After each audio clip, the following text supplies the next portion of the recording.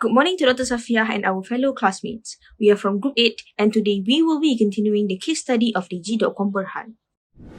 First thing first, we have an update on our EFE metrics. The revised EFE metrics involve changes made to the opportunities of the company. These EFE metrics will be used throughout our presentation. First and foremost, let me start the question E. How would you describe the firm financial conditions? In this case, we were looking into the financial ratios of the company.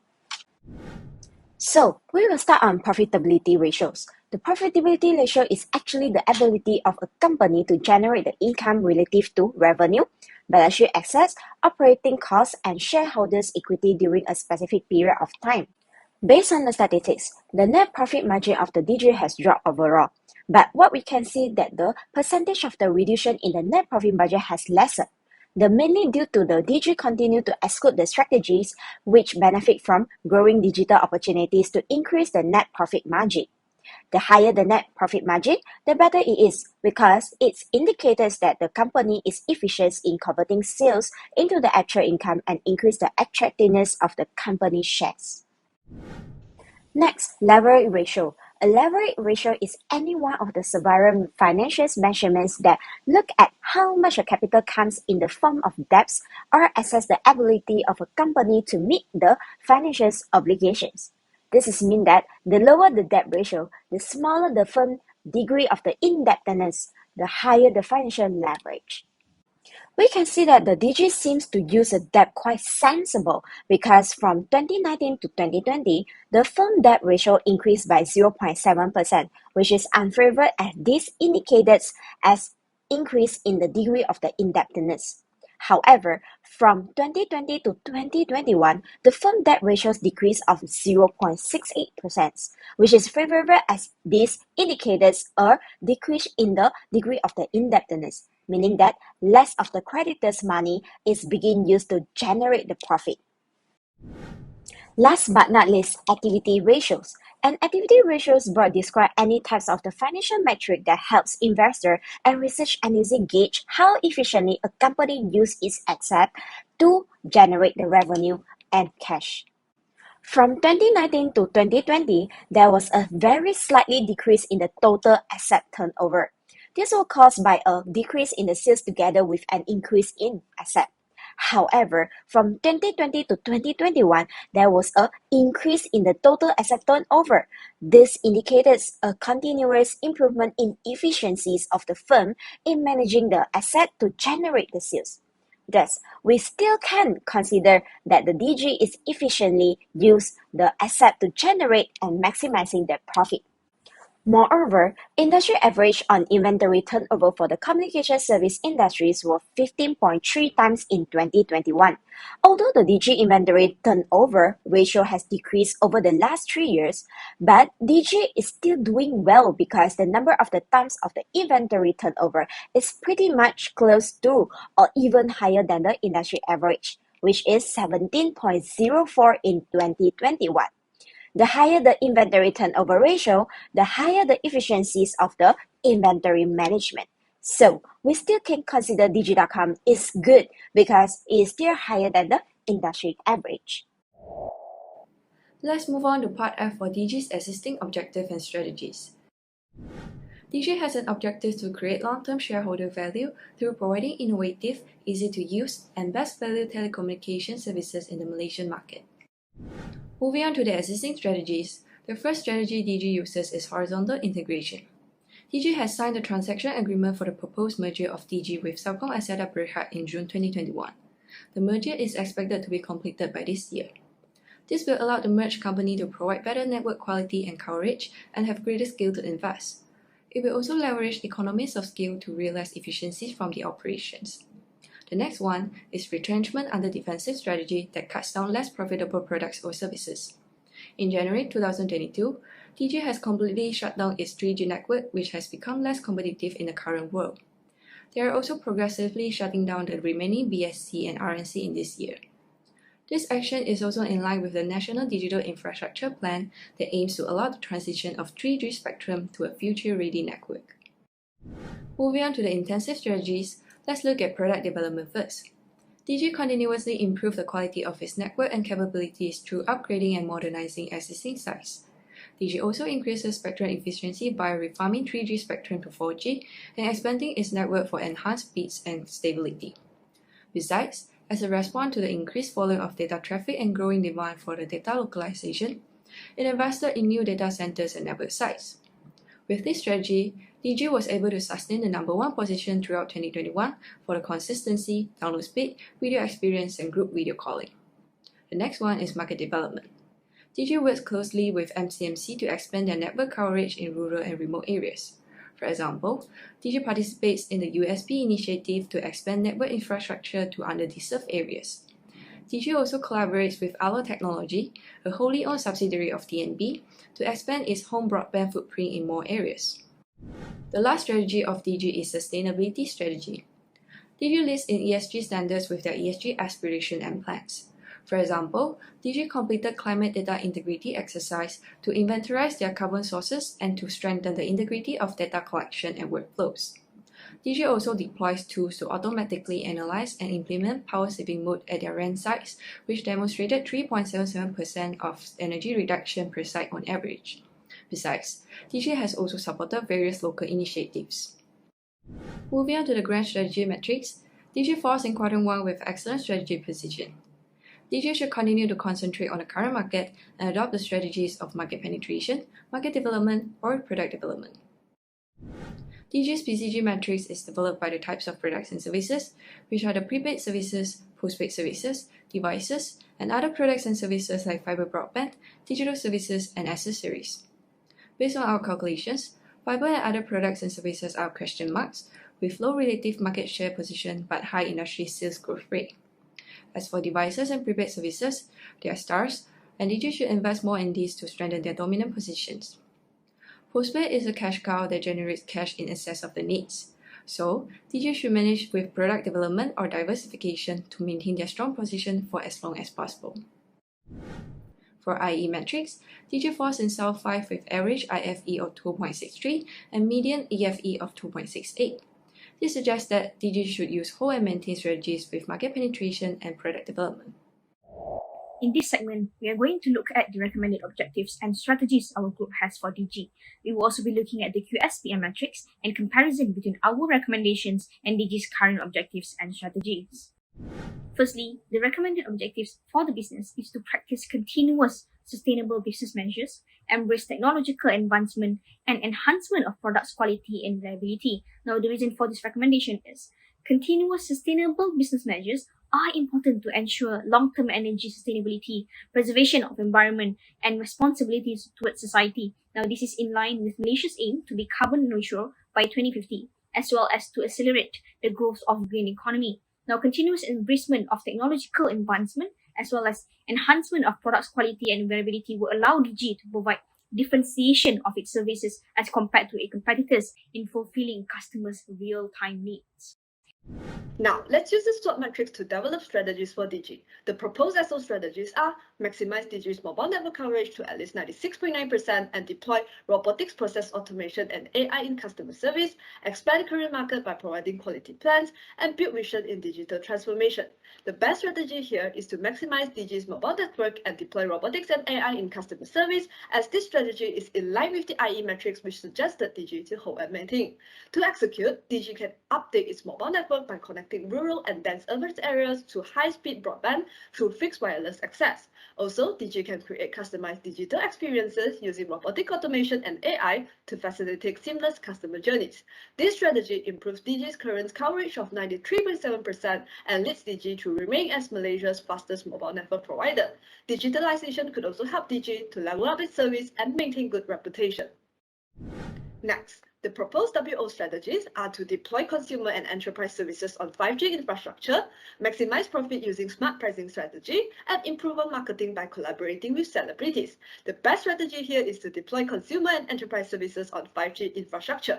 This is supported by the BCG matrix, which shows the position of Digi's prepaid and devices products as stars and postpaid as cash cows, meaning that the market is growing quickly. With Digi's current good financial ratios, this shows that it is a good time now for Digi to harness diversity and venture and capitalize the 5G market. Digi could dig in and expand into opportunities available in the consumer and enterprise sectors, such as innovating their services and offerings which focus around the 5G emerging technologies. This would equip Digi with the agility to venture to the 5G market, which is forecasted to soar tremendously by 2028 and lead them to be the pioneer in this market. Moving on, the ST strategies recommended is to invest in engineering services to better foresee power outages, improve network operational efficiency, and continuously embrace and invest in new technology and automation. The best ST strategy we would recommend to Digi is to invest in engineering services to better foresee power or network outages, notify customers promptly, and restore connectivity quickly. Following the surge of data usage and high demand for connectivity, maintaining quality of service and high level of resilience in network is critical to achieve, and the company must take extra precautions in being ready for any network disturbance. For instance, Digi could partner up with TNB in forcing power outage or work with analytics to understand patterns of network disturbance or outage. Having such precautions will elevate customers' experience and act as a differentiation factor from its competitors, and the customer's satisfaction would then drive loyalty to the brand. The WT strategies we would recommend is to implement better marketing strategies, invest in technology to expand coverage and faster connectivity, and to use data analytics to understand customers' real-time needs and usage pattern. The best WT strategy we would recommend is to use data analytics to understand customers' real-time needs and usage pattern. With the ever-growing customer expectation, companies have to adapt to the real-time needs of their customers, or they will struggle in gaining or retaining market share. For instance, Digi could carry out research to better understand individuals' needs and behavior in segmenting services. By using analytics, investments are channeled efficiently rather than wasted through assumptions about the general market. Subsequently, company can develop personalized value proposition that specifically cater to individual customers' needs and improve satisfaction. We use the QSPM metrics to determine the best and most attractive strategy for Digi.Com Berhad. In terms of strengths, the first strategy is attractive in utilizing its strength of providing the fastest mobile network and download speed, and the service reliability and quality. In terms of weakness, the second strategy is attractive to reduce its weakness of having poor network coverage due to absence of base station and slow system upgrade. In terms of opportunities, the second strategy is attractive in terms of technological advancement and business model restructuring, while in terms of threats, the third strategy is attractive to reduce threats from the challenging and competitive market conditions and customers' expectations. Overall, deploying consumer and enterprise services on 5G infrastructure to capitalize the future 5G market is the most attractive strategy, as it should achieve the highest STLS score of 3.97, and this will be the strategy that Digi should put more focus on. To compare, Digi's existing objective mainly focuses on its shareholders' value by improving its service quality in the national market, while our recommended objective directs Digi to remain sustainable and broaden its focus to venture and capitalize the emerging trends and consistently enhance Digi's product quality and reliability. Digi's current strategies are horizontal integration, defensive, intensive, and sustainability. Basically, Digi focuses to expand its network and operation, mainly improving on its core business activities. As Digi gains a strong internal position according to our grand strategy metrics, we decided to take a different approach to help Digi move forward to the emerging trends. We propose 3 strategic pillars, which are readiness in emerging technologies, excellence in product and service quality, and embracing big data. We propose Digi to deploy consumer and enterprise services on 5G infrastructure, a diversification strategy to help Digi venture and capitalize the 5G market. The product development strategies also applies, where Digi must also improve their current product by maximizing their network coverage and deploy robotics and AI in customer service. Lastly, Digi could embrace big data by using data analytics to understand customers' real-time needs and usage patterns, a market penetration strategy which helps Digi to penetrate the current market by understanding the consumer's needs. Now on to part H. How could the firm best implement what you recommend? What implementation problems do you envision? How could the firm avoid or solve those problems? For the recommended strategy of deploying consumer and enterprise services on 5G infrastructure to capitalize the future 5G services market, let's start with some background information for a better understanding. The 5G rollout in Malaysia will be via a single wholesale network through Digital Nasional Berhad. DNB will sell wholesale 5G network to telecommunication companies while the telcos focus on providing the service to the users. This means that there will be service-based competition between telcos instead of traditional network-based competition. 5G can be combined with other technologies to form hybrid services, which opens the door to a variety of use cases in both the consumer and enterprise sectors. Technology pillars such as cloud, artificial intelligence, machine learning, Internet of Things, and big data, when combined with 5G, form a powerful combination of radio, connectivity, and virtualized intelligence, which will drive a variety of use cases in consumer and industries. For DG to implement the recommended strategy, DG can look into developing innovative applications and use cases for 5G through collaborations and partnerships and by embracing new business models. Some examples of use cases that DG can develop and realize via collaborations are by collaborating with city councils to develop smart parking, which will allow parking bay monitoring, enforcement, and parking search via app, smart traffic light, which can facilitate efficient traffic congestion management using Internet of Things and analytics, smart safety and security, which will allow real-time monitoring for safety and crime prevention in neighborhoods. Smart manufacturing can also be developed by collaborating with manufacturing companies. This enables owners of manufacturing facilities to use 5G to connect sensors, machinery, and robotics. To make this work, DG needs to work with developers, industry players, software, hardware, and services vendors, and government agencies in order to take full advantage of the speed, latency, and connection density offered by 5G. Such collaborations and partnerships are also needed to integrate the diverse technologies necessary to realize complex 5G use cases. For example, DG can look into entering a venture with IBM Malaysia. This will facilitate the combination of DG's 5G connectivity services and related capabilities such as Internet of Things and edge computing with IBM's multi-cloud management, blockchain, artificial intelligence capabilities, as well as associated technical professional services and industry-specific expertise. In the process of developing innovative applications and use cases, in addition to the traditional B2B and B2C models, DG should also look into business-to-business 2X model. To adopt B2B 2X, DG can look into partnering with OTT providers to enable differentiated services. For example, they can charge video on demand and cloud gaming service providers for high-quality streaming over cellular networks. DG will need to build the right partner ecosystem to put out value-enhancing bundles. To do so, DG can partner with subscription video on-demand providers such as Netflix or iFlix, as well as cloud gaming services providers such as PlayStation Now. The first problem will be the financial problem. A large amount of capital will be required for DG to invest in collaborations and partnerships for innovative applications and use cases. DG can solve this problem by preparing financial plans for shareholders to gain financial support and investments. Besides, implementing forecasting and budgeting techniques to plan, make informed decisions, and align with goals at the same time. Moreover, DG can also seek for financial advisory services to receive professional assistance in financial planning. The next problem is related to the workforce as 5G technology is new to all. Lack of expertise and skilled employees are common problem. To solve this problem, DG can provide trainings program for their existing employees to fill the skill gaps and enhance their skills. DG can also expand its search for expertise, for example, recruit talents out of Malaysia. Additionally, DG can also retain its employee by providing rewards and employee benefits like recognition awards that make employees to have a sense of belonging.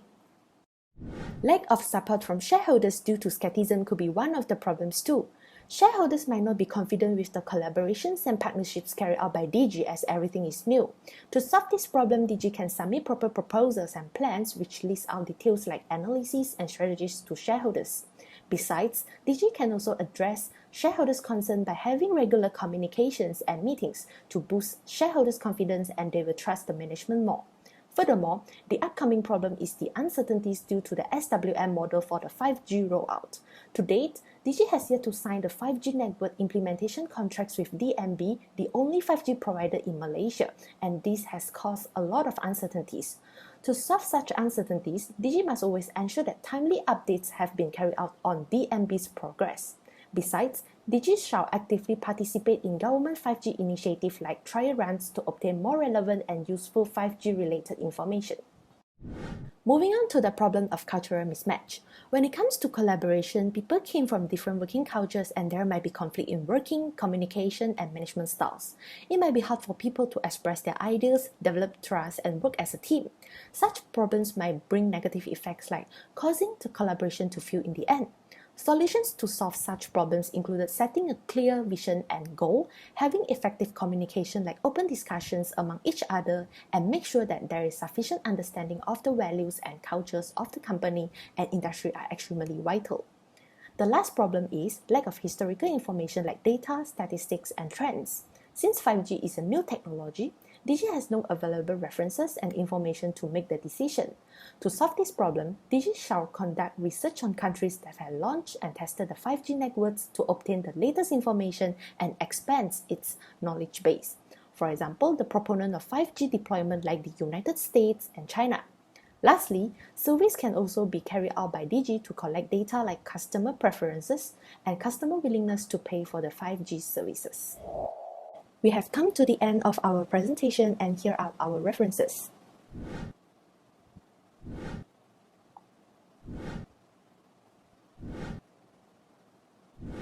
Thank you for your time and attention.